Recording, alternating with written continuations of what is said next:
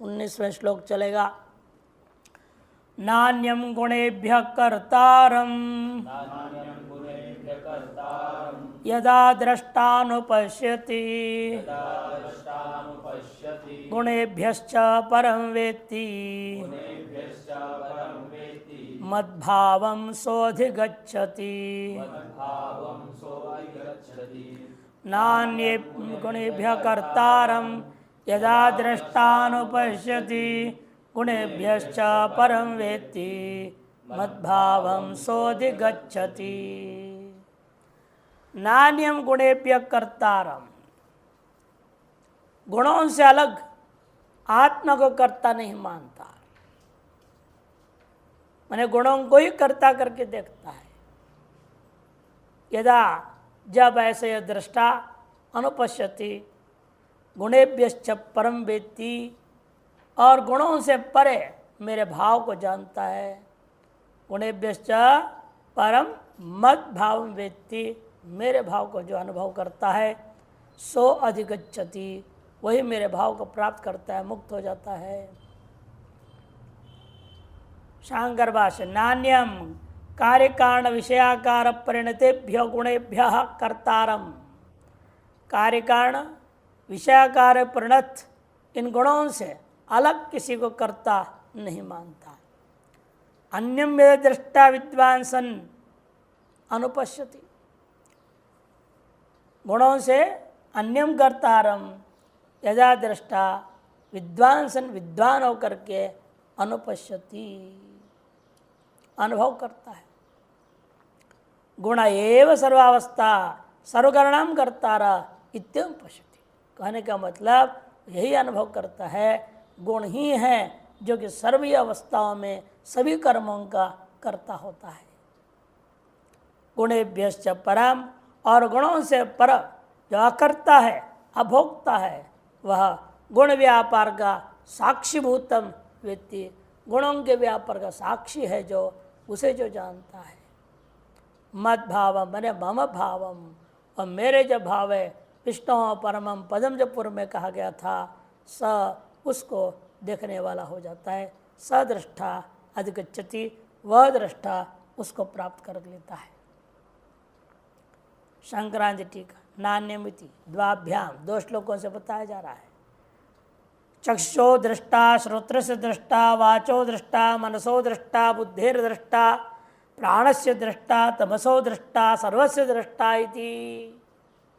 श्रुति कहती है ये जो आत्मा है चक्षु का भी दृष्टा है, श्रोत्र का भी दृष्टा है, वाणी का दृष्टा है, मन का भी दृष्टा है, बुद्धि का भी दृष्टा है, प्राण का दृष्टा है, अज्ञान का भी दृष्टा है।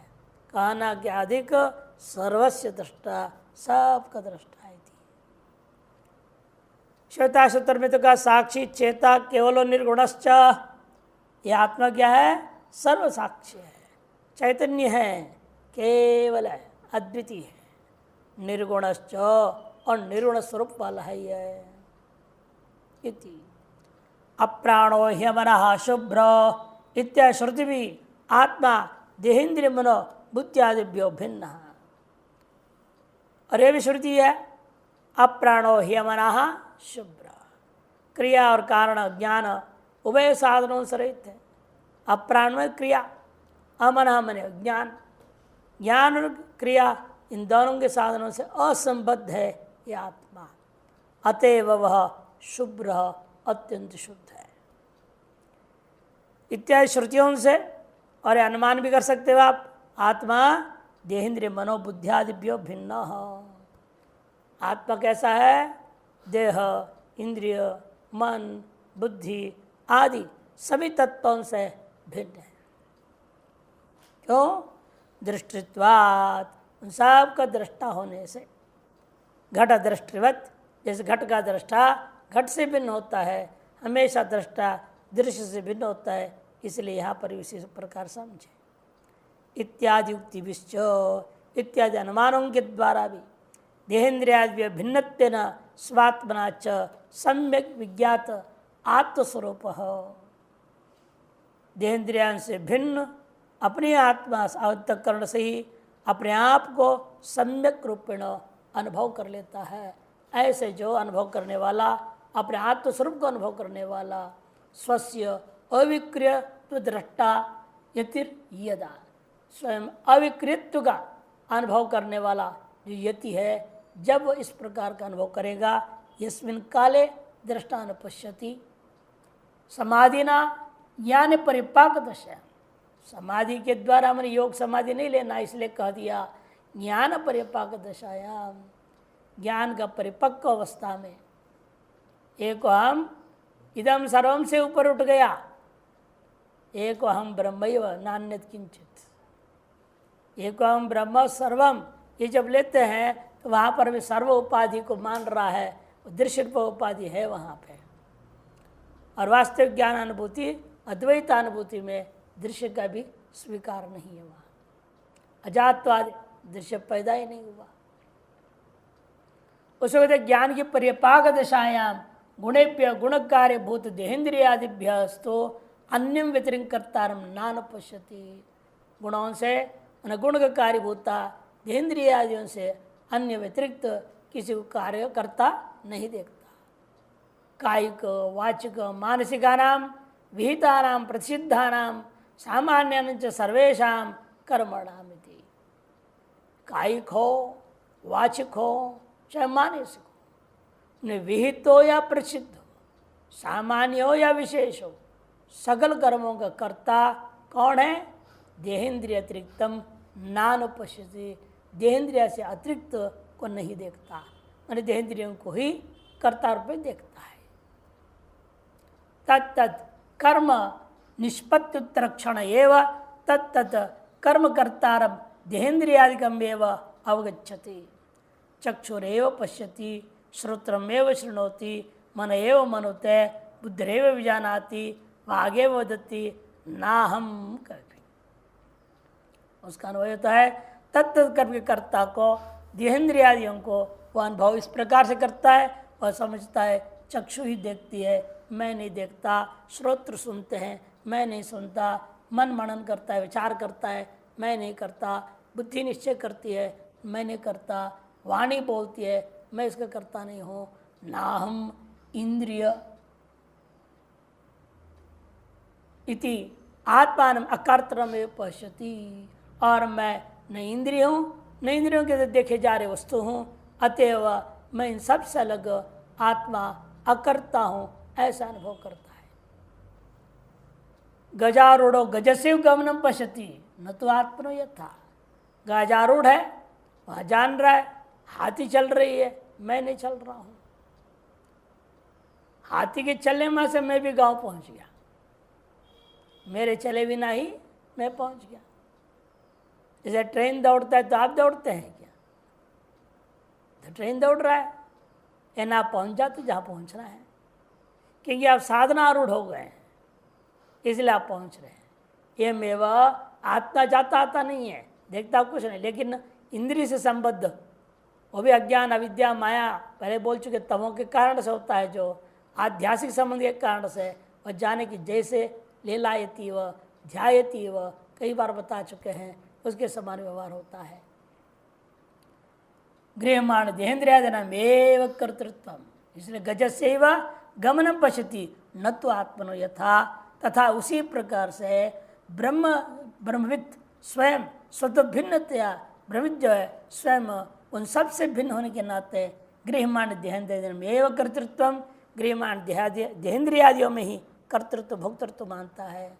सत्तद गुण कार्याणाम अविद्या कामदिनाम कारयितृत्व, इनको कराता कौन है? इनसे प्रेरणा कौन दे रहा है? आत्मा प्रेरणा भी वास्तव में नहीं देता, कौन दे रहा है? फिर सत्वादि गुणों, उनके कार्य जो अविद्या है, काम है, तृष्णा है, ये सारी चीज़ें आपको दौड़ाते रहते हैं, कार्यतृत्व उनमें है। विज्ञानात्मना एव तत्फल भोक्तृत्व पश्यति न तो स्वस्य, और फल भोक्ता भी कौन है? शुद्ध आत्मा नहीं, ये विज्ञान आत्मा है। विज्ञान में कोश वही जो वास्तव में भोक्ता है, शुद्ध आत्मा भोक्ता नहीं है। न तो स्वस्य यान आरूढ़ हो यथा तद्वत, गाड़ी पर आरूढ़ के समान समझ लें।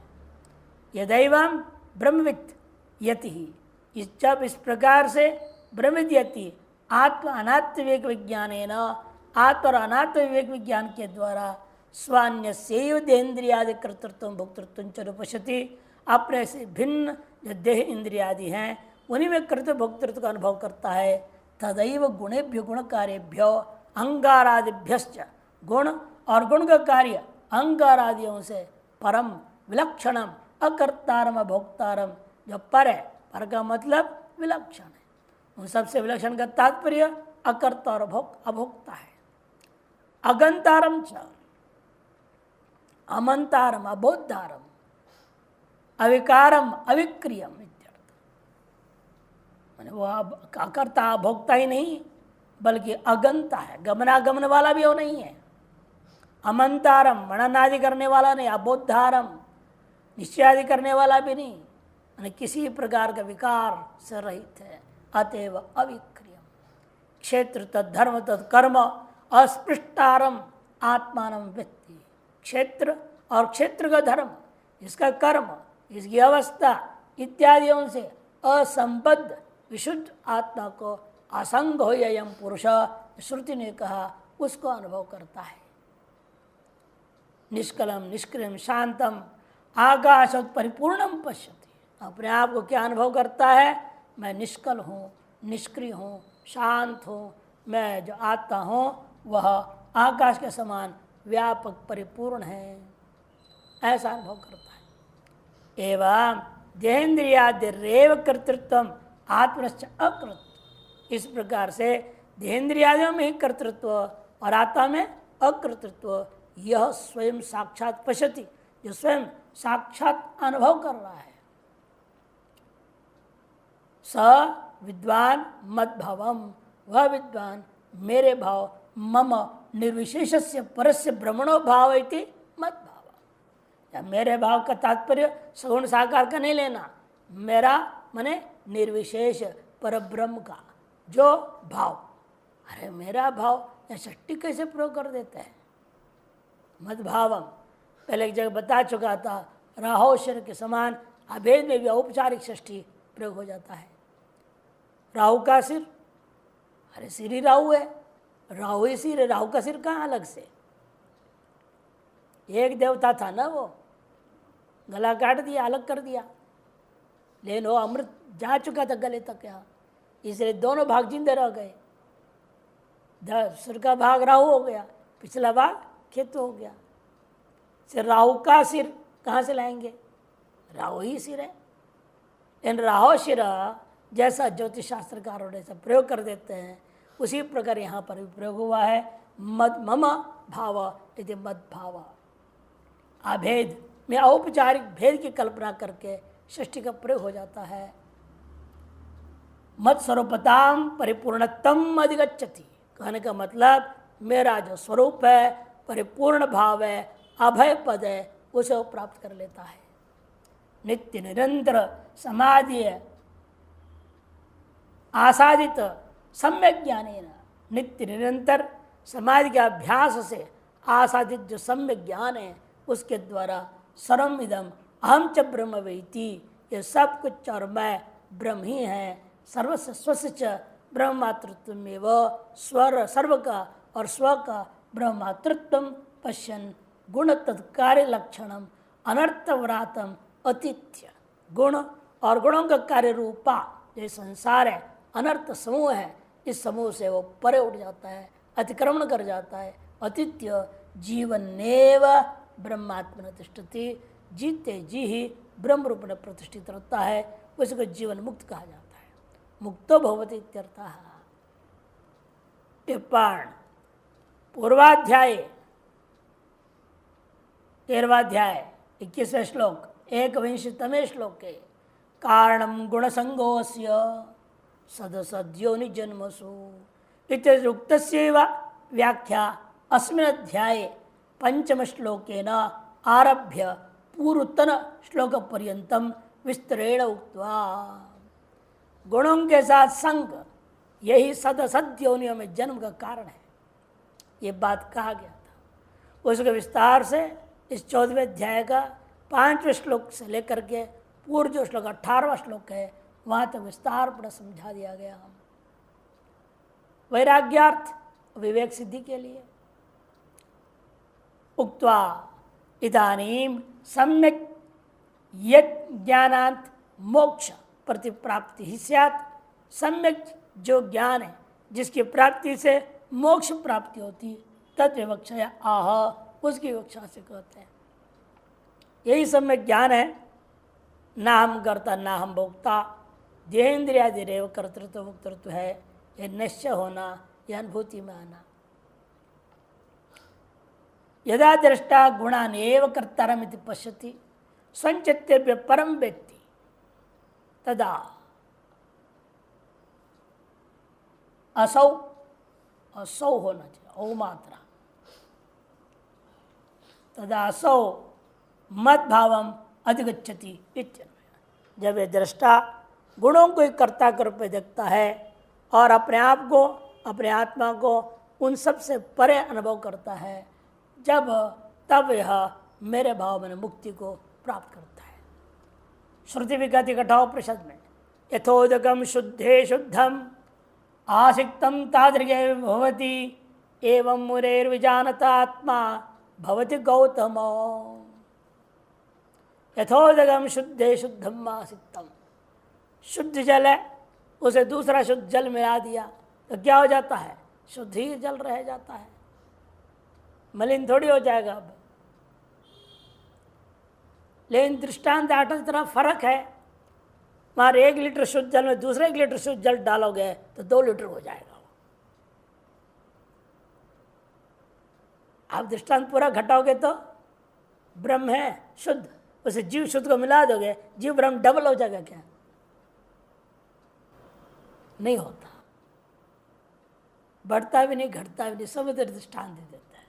तो जितनी भी नदियां जाए समुद्र में, समुद्र पर मर्यादा का उल्लंघन नहीं करता, उतने में ही रहता है, वैसे का वैसे ही है। तो उसी प्रकार यहाँ पर भी जीव ब्रह्म में विलीन हो जाता है, माने जीव ब्रह्म एकत्व हो जाता है, जीव ब्रह्म की अभेदानुभूति हो जाती है। इसी का नाम विलीन होना, एकत्व होना है। वास्तव में भिन्न था ही नहीं तो अयक क्या होना है? ये तो केवल भ्रांति से भाषित हो रहा था भिन्नत्व। बुद्धिगत प्रकाश को लेकर के आपने उसको ब्रह्म से भिन्न मान लिए थे, था ही नहीं हो भिन्न। अतः क्या होना है? फिर भी दृष्टांत समझाने की दृष्टिकोण से यमराज जी ने कहा जैसे शुद्ध जल में शुद्ध जल को मिला दिया जाए वो वैसा ही हो जाता है। एवं मुनि विजानता आत्मा भवति गौतम, ये अपने स्वरूप को जानते हुए वह आत्मा ही हो जाता है। कथम अधिगच्छति इति उच्यते, कैसे वो प्राप्त कर लेता है अपने आत्मस्वरूप को? इति चेत् उच्यते है। प्राप्त क्या होना है इसी के अंत में कहेंगे, इसलिए नष्टो मोह स्मृतिर्लब्धा। केवल मोह नष्ट होता है और जब स्मृति हुई थी वह दूर होकर स्मृति हो जाती है। इसे अनेकों बार प्राप्त की पुनर्प्राप्ति का अनेकों दृष्टांत दिया गया। सुप्रसिद्ध शास्त्रीय दृष्टांतों में दशमस्तोम से ही, कहीं से अप्राप्त थोड़ी प्राप्त हो रहा है, वहां वो खुद ही 10वां था, लेकिन अपना 10वें नहीं मान रहा था, मर गया सोचा था, और खुद वापस जिंदा होकर प्राप्त हुआ क्या? मुख्य दृष्टांत शास्त्र दृष्टांत तो यही है, दशमस्तोमसि, ताकि तत्वमसि के अनुकूल बैठता है। और अन्य लौकिक अनेकों दृष्टांत, चश्मे से चश्मे ढूंढना, टॉर्च से टॉर्च ढूंढना है कि नहीं? गले में माला पहन रखा है, भूल गया माला पहन, तो दुनिया ढूंढ रहा है माला कहाँ है, माला कहाँ है। ग्रैवेयकवत दृष्टांत दिया गया। और लौकिक में और उतरो तो कांक में बच्चा गांव में टिंडोरा, कहावत ही बन गया है। अपनी दबा रखिए बच्चे को और गांव में बोल रहे मेरा बच्चा खो गया खो गया। लोगों ने कहा भाई, एक ने रोका, भाई क्या चिल्ला रही है पगले कहीं की, ये क्या है तेरे हाथ में दबा रखी है कांक में? अरे कब मैंने उठा लिया मुझे नहीं मालूम। किसी काम के लिए नीचे रख दी थी, बच्चे को रो रहा था, काम करते फिर उठा लिया, लेकिन रखना याद है मैं यहाँ रखी थी, इतना याद है। कब उठा लिया याद नहीं। गांव में हल्ला मचा रही। ऐसे गुरुजी एक बार चश्मा निकाल के रख दिए, दूध पीने के लिए मुंह लगाए, ज़्यादा गर्म था, रख दिया और पहन के पढ़ने लग गए। फिर हम सेवा में खड़े तो हमने कहा गुरुजी अब तो ठंडा हो गया होगा। अब वो उठाए, झट झट झट पी गए। पीने के बाद उनको याद आया, पीने के लिए मैंने चश्मा निकाल कर रखा था, पहने हुए हैं, और लेकिन इतना याद आया उनको मैंने पीने के लिए रखा था, गया कहाँ यहाँ से।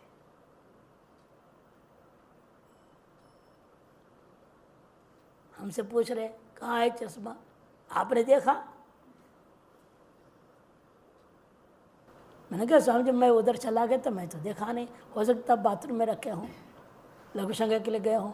मैं जान के उनको इधर उधर दौड़ाया थोड़ा। हमें वेदांत सुनाते हैं, थोड़ा इनकी वेदांत इनको अनुभव में आना चाहिए, खोया हुआ प्राप्ति कैसे होती है। फिर आगे बैठ गए तो बोलते थे, वो करते थे, उनका आदत ऐसे था, जो बात करते थे, स्टाइल उनकी थी अपनी। क्या कहना, चक लग गया हाथ, अरे ये तो यही है पहना, अरे तुमने बताया नहीं। मेरे यही तो होता है, नष्ट मोह स्मृति लब्धा का अनुभूति हो गई ना। ऐसे हमारे साथ भी हुआ एक बार।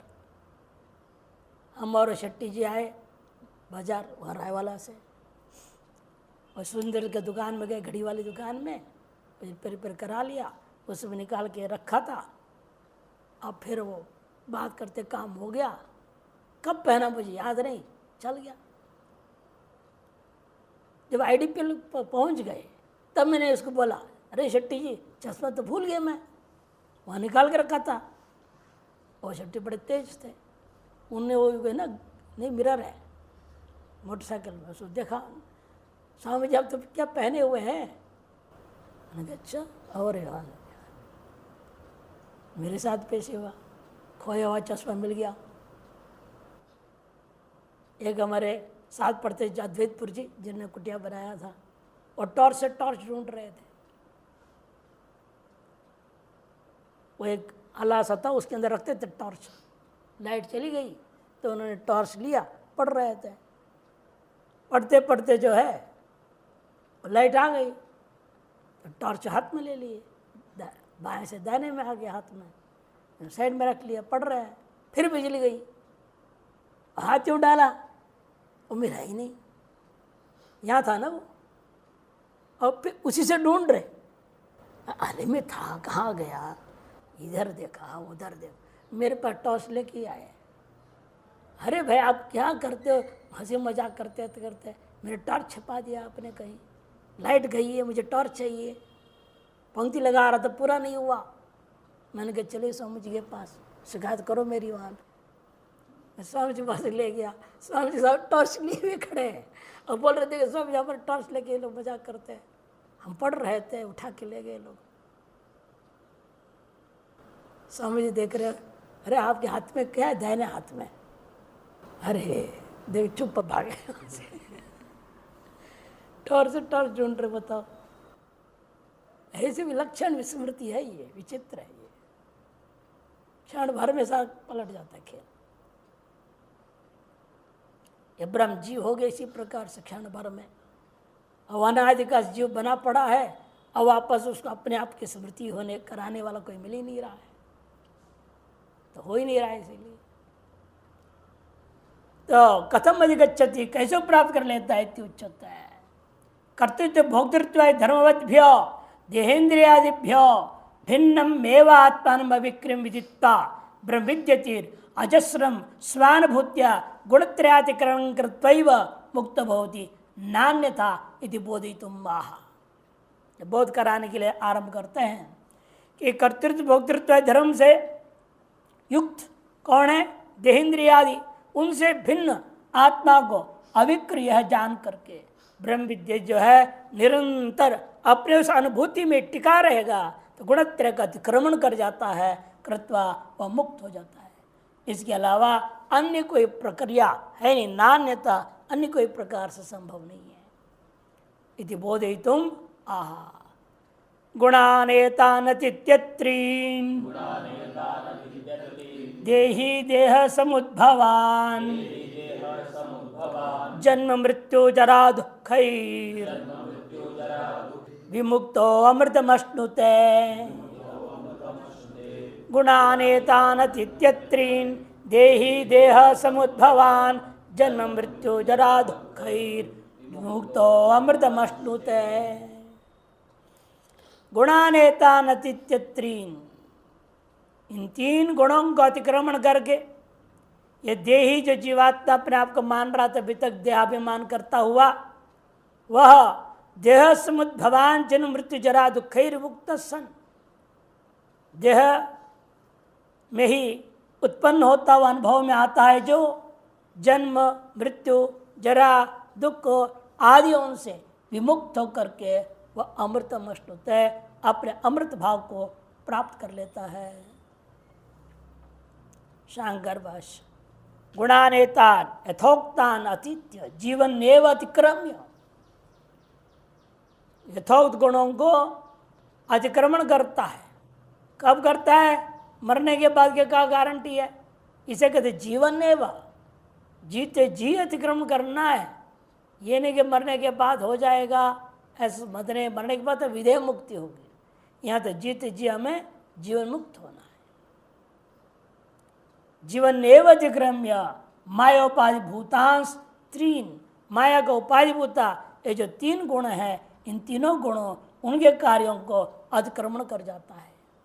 यह देही देह समुद्भवान, देहोत्पत्ति बीजभूतान, देहोत्पत्ति के बीजभूता जन्म मृत्यु जरा दुख, जन्म च मृत्युश्च जरा च दुखानि चेति द्वंद्व समास है। तैर जीवन नेव मुक्ता, इन सभी से जीत जीत ही विमुक्त हो जाता है, होकर सन विद्वान अमृतमश्नुत है।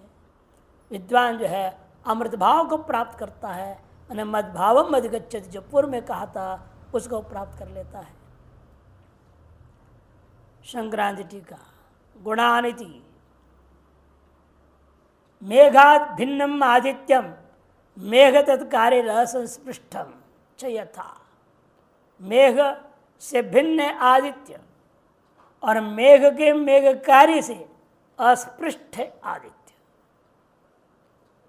लेकिन आदित्य ऐसा लगता है, आप देखिए कई बार बादल चलता रहता है, आपको लगता है वो सूर्य चल रहा है, इधर भाग रहा है, उल्टा भाग रहा है। ये क्या हो गया? पूर्व से पश्चिम जा रहा था और सूर्य जो पश्चिम से पूर्व भाग रहा है। लेकिन भाग कौन रहा था? बादल भाग रहा था, सूर्य थोड़ी भाग रहा है। इन उपाधि की क्रिया को आपने सूर्य में अर्पित कर दिया। बादल ढक देता है सूर्य को, सूर्य थोड़े अंधकार हो गया, सूर्य में अंधकार नाम का है नहीं। लेकिन बादल ढकता है तो लगता है सूर्य छिप गया। इसे मेघगत क्रिया, मेघ तत्कार्य असंस्पृष्टंच, वास्तव सूर्य असंबद्ध था।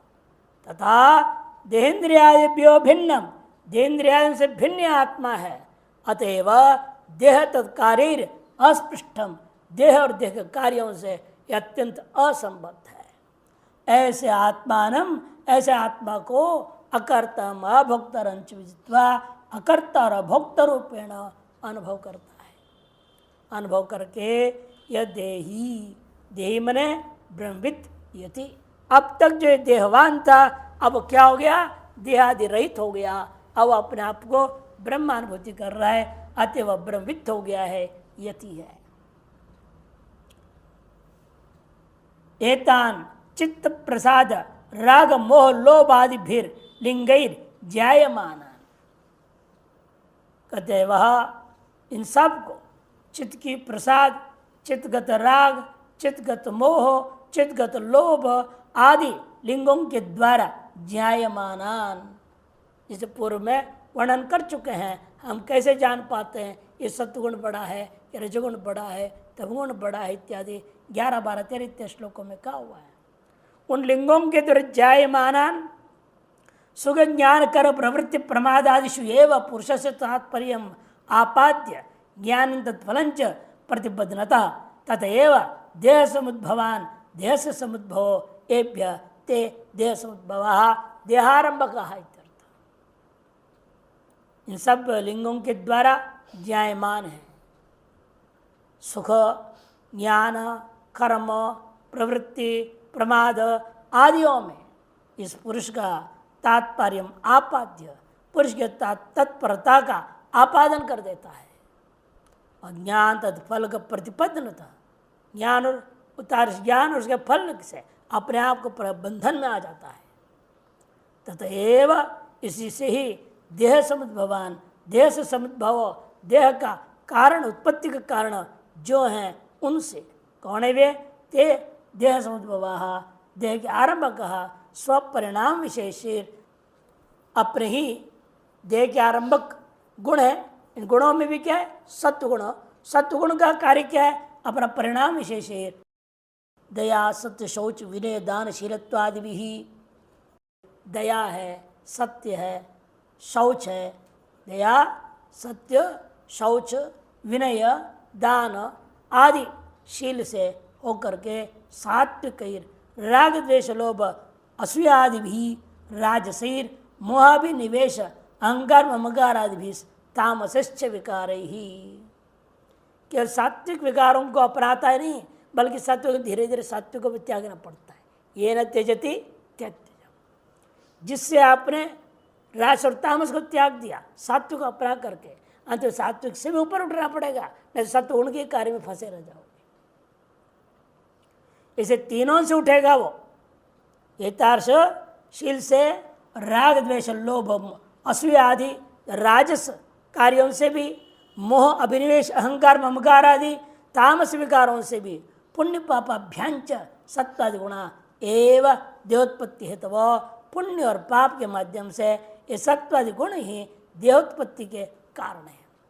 तान एतान उक्त लक्षणान त्रीन सत्वादि गुणान, उन इन उक्त लक्षण वाले तीन जो सत्वादि गुण हैं उन गुणों से गुण कामाश्च अविद्या कामादीन, गुण ही नहीं गुणों का जो कर्म था कार्य था अविद्या काम आदि उन सब से भी वो प्रत्येक वृत्तिया सर्वमिदम अहंच ब्रह्मैवैति, प्रत्येगात्म दृष्टि से विचार करता हुआ अनुभव में ही आता है सर्वमिदम अहंच ब्रह्मैव, यह सब कुछ और मैं ब्रह्म ही है, ब्रह्म के अलावा कुछ नहीं है। सर्वत्र ब्रह्मात्म दर्शन अग्निना, सर्वत्र ब्रह्म दर्शन मात्र रूपी अग्नि से गुणान गुणकारी भूतान अहम मम इदम इत्यादि विपरीत प्रत्यान सर्वान दह्य निर्दह्य, गुण और गुणों का कार्य अहम मम इदम इत्यादि त्रिपुटी अनुभव में आ रहा था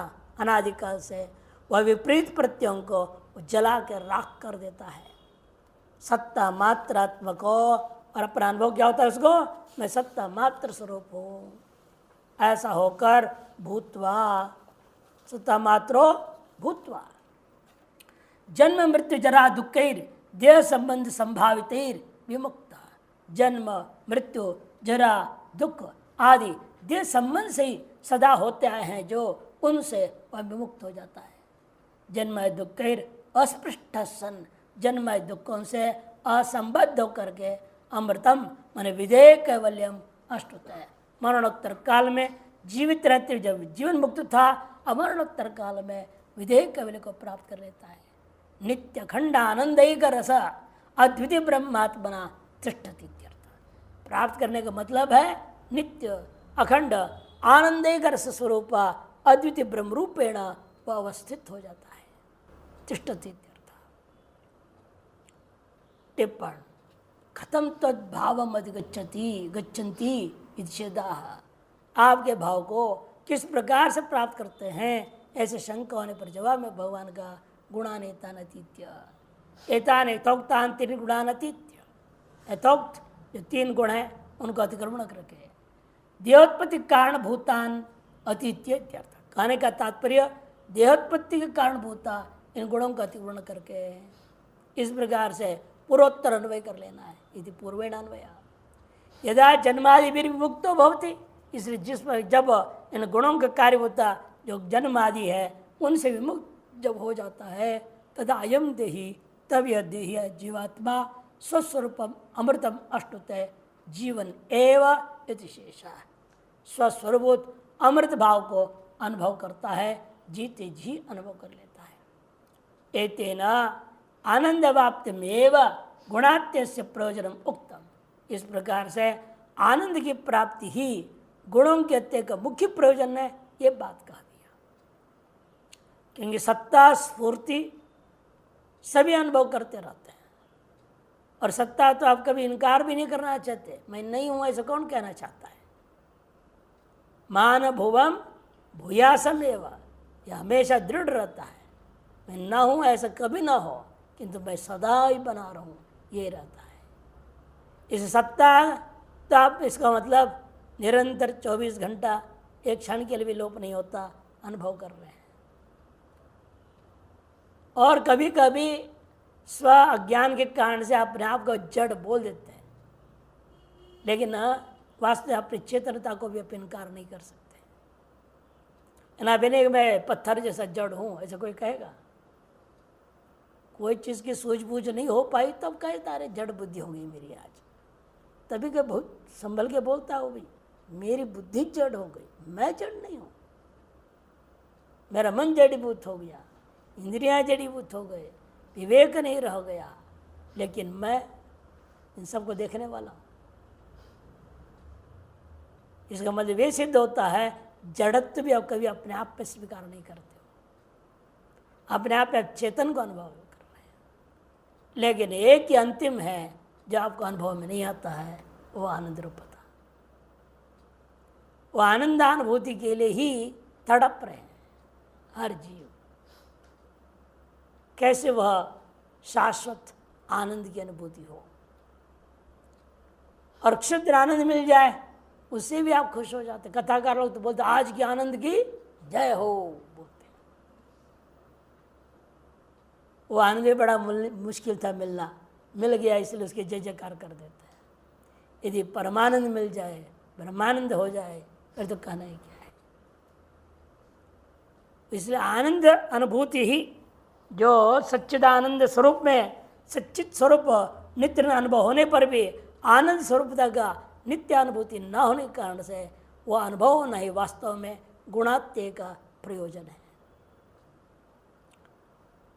विद्वान कथाकार लोग दृष्टांत देते हैं लांटन का। लांटन में क्या होता है, दीपक में क्या आप देख रहे हैं? अग्नि में प्रकाशकत्व है, वो जल रहा है, अनुभव में आ रहा है। उष्णत्व है, वो भी अनुभव में आ जाएगा। पास में हाथ लगा तो गर्म लगेगा। लेकिन दाहकत्व कब अनुभव में आएगा? जब अग्नि में हाथ डाल दोगे, जब जलाएगा तब होगा। वैसे देखते रहोगे तो नहीं होगा। आग से गर्मी भी मिल रही है, प्रकाश भी अनुभव होता है, दो अंश सदा अनुभव हो रहा है आपको। लेकिन दाहकत्व कोई अनुभव करना भी नहीं चाहता है। कौन अपना हाथ जलाना चाहता है? सब आग सेके। अब ठंडी के दिन आ रही है, हर चौराहे पे आग जलेगा यहाँ और लोग आग सेकेंगे, लेकिन कोई हाथ को जलाना नहीं चाहता। यही सबका हाल है। हम सच्चित आनंद यही में ही रहना चाहते हैं, आनंद का अनुभव वास्तव में कोई करना नहीं चाहता है। कहने के लिए आनंद अनुभव करने की चाह रहा है, कह रहा है मैं जीवन मुक्त होना चाहता हूं, मुझे मोक्ष चाहिए। अरे मोक्ष चाहिए, बुरी आदत तो छोड़ नहीं रहे हो। अपनी बुरी आदतें छोड़ दो। किसी संत ने कहा इसलिए बुरी आदतें छोड़ दो, बस हो गया भजन। अपनी पूरी आदतें छोड़ दीजिए, यही असली भजन हो जाता है। वो भजन जब हो गया मोक्ष तो होना ही है।